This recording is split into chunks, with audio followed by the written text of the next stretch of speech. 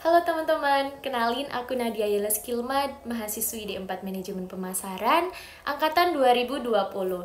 Di sini aku mau sedikit sharing mengenai pengalaman-pengalaman aku selama PKL di PTPN 12 yang sekarang berganti nama menjadi PTPN 1, tepatnya terletak di Kebon Teh Wonosari, Ngelawang. Arti PKL sendiri kalau menurut aku itu belajar, praktek, dan enjoy.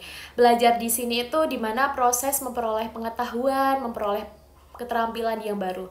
Dan yang kedua ada praktek, di mana praktek di sini mengacu pada penerapan di lapangan dari proses belajar tadi. Dan yang ketiga nih yang penting menurut aku yaitu enjoy, di mana enjoy di sini menikmati dan merasakan kesenangan dalam proses belajar dan praktek tadi untuk menciptakan pengalaman yang berharga dan berkesan.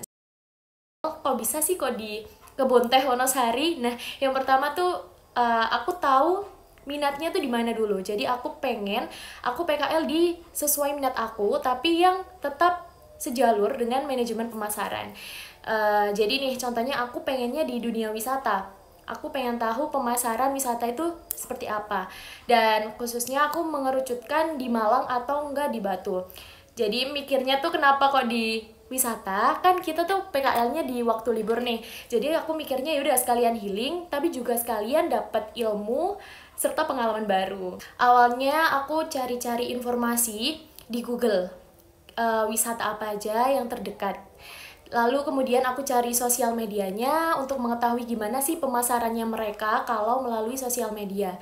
Nah, kalau menurut aku itu menarik dan sepertinya bakal banyak yang bisa dipelajari, langsung aku masukin ke opsi. Jadi, setelah aku mencari-cari tersebut, kemudian aku masukkan list perusahaan-perusahaan mana aja yang ingin aku hubungi atau enggak pengen aku pelajari untuk marketingnya gimana. Kemudian setelah itu menghubungi dari pihak perusahaannya serta memfollow up apakah mereka itu menerima mahasiswa magang atau tidak. Aku di sana banyak mengenal orang baru sih, pasti ya teman-teman, baik wisatawan dari dalam negeri maupun mancanegara. Dan yang kedua tuh aku bisa nyobain wahana tanpa dipungut biaya karena juga mereka nyediain wahana.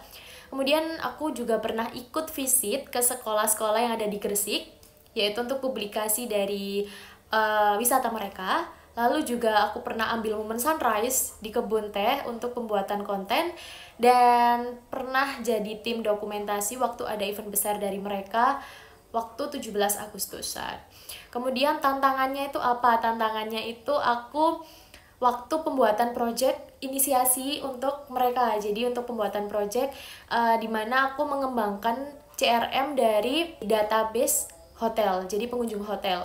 Kemudian tantangannya ada apabila wisatawan yang banyak bertanya, tapi aku itu masih sedikit pengetahuan karena masih awal-awal. Di situ juga pastinya teman-teman harus mencari cara buat untuk mendalami, untuk mengetahui produk-produk mereka, untuk mengetahui bagaimana perusahaan mereka. Jadi harus didalami terlebih dahulu. Kemudian juga jangan sungkan-sungkan untuk mengomunikasikan apa yang dibingungkan. Jadi jangan takut bertanya. Intinya seperti itu, teman-teman. Manfaat setelah PKL yang aku rasain sampai sekarang tuh pastinya aku jadi tahu mengenai pemasaran wisata, pemasaran perhotelan mereka, kemudian keterampilan baru yang aku dapetin karena juga aku ada job desk pembuatan konten seperti itu, dan ada yang project tadi yang aku ceritain mengenai project database CRM, dan serta penerapan attitude yang sesuai dengan nilai-nilai di dunia kerja.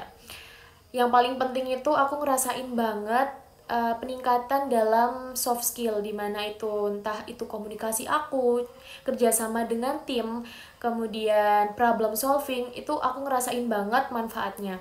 Kemudian menambah relasi dan masih berhubungan baik sampai sekarang nih teman-teman sama teman-teman magang mahasiswa lain di kampus lain, lalu masyarakat sekitar karena aku juga di sana kan ngekos, lalu sama pegawai yang ada di kebun teh seperti itu.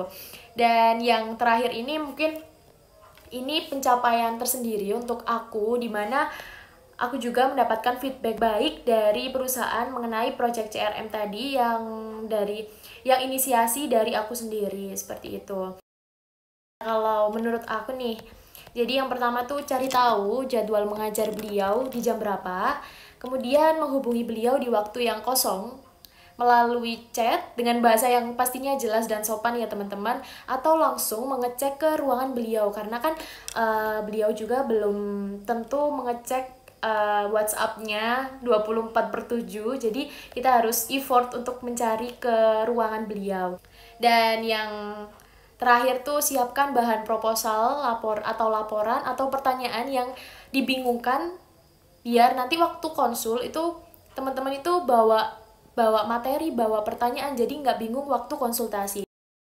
Nah, yang pertama tuh menjaga penampilan dan perilaku. Jadi jangan lupa 3S, senyum, salam, dan sapa.